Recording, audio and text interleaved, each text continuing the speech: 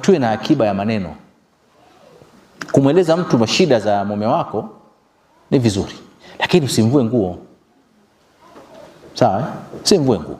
Unaweza kusema tabia zake sio nzuri na nini, mdhaifu kwa wanawake labda, au ni sababu useme nimemfumania na msichana wa kazi, sio nilileta na hivi na hivi, nilimtoa kutoka sehemu fulani, ukaeleza na tafasiri na details zote za nini sasa? Maki unamvua, unammaliza kabisa, si ndio? Wewe unashibisha hisia zako kwamba nimesema. Ukimaliza unafanya umetoa.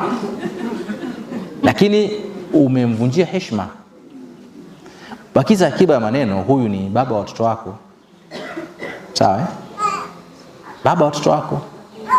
Kuna vitu viko, zungumzia yale mambo makubwa ambayo sio uingie ndani sana.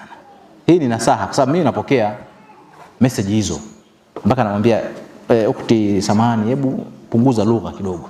Umeona? Punguza lugha kidogo. Hapana, ndio yuko hivyo. Nataka umjue. Unaona? Kwa hiyo kitu cha kwanza ambacho mume anakitegemea kutoka kwa mke wake ni heshima. Kumheshimu yeye na kumheshimisha mbele za watu. Na hata kama nyumbani hali sio nzuri, kipato. Sawa?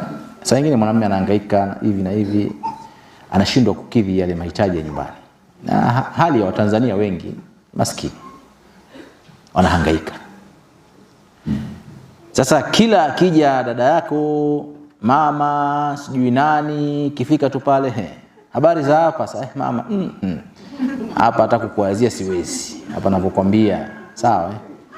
Yaani unammaliza kabisa yani. Sasa inakuaje, mnafanya nini na hivi na hivi na hivi.